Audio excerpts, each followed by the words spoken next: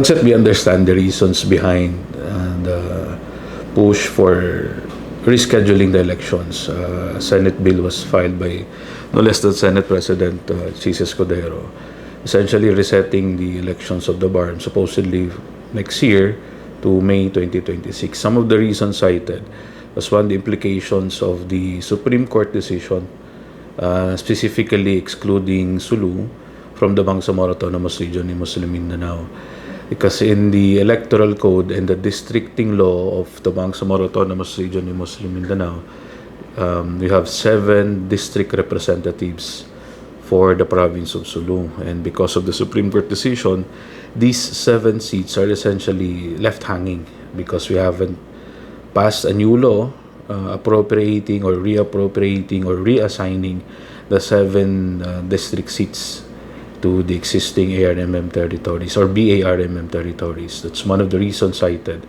Second was on the newly created municipalities. The Bangsamoro Autonomous Region in Muslim Mindanao has 8 new municipalities. These are carved out from the 63 barangays who opted to join the BARMM. 63 barangays previously of the province of Cotabato who opted to join the BARMM during the 2019 plebiscite. They have OIC officials, mayors, vice mayors to the Sangguniang, and their work really is to prepare the local government unit for the first parliamentary elections next year. But as it stands, the newly created 8 municipalities don't have, and they don't belong to any province, and they don't have congressional districts to speak of. So as per the explanation of the bill, it would be ideal if we could have a province out of the 8 new municipalities or have a congressional districts. Itong dalawang to, they would need the act of Congress. It's beyond the powers of the Bangsamoro Parliament. So along those lines, we understand, we see the reasons why there is a need, or at the very least there is a push to reschedule the elections of the first parliamentary elections of the BARMM. So are you saying the Bangsamoro government supports the BARMM? We you understand? We understand the reasons behind, hence we leave it to the sound wisdom of the both houses of Congress, the lower house and the upper house. I think just yesterday or earlier this morning, an equivalent bill was also passed at the House of Representatives by House Speaker Martin Romualdez himself and Congressman Zia Alonto. So we leave it to them. We leave it to the discretion and the wisdom of both houses of Congress. But again, we understand and we see the reasons why there's a push for this. What would be the implications for the Bangsamoro government if you postpone the elections?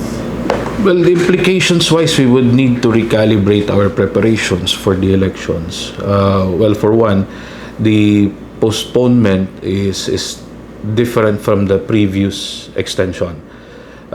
In terms of length, for example, the bill only speaks about 1 year extension, or if you want to call it as such, but I think it's more appropriate to say that it is a rescheduling of the first parliamentary elections. It would, implications wise, it would give time for the BARMM, for example, if the trajectory or the course of action would be, we would reassign the 7 parliamentary district seats previously of Sulu to the other areas of the BARMM. The 1 year rescheduling would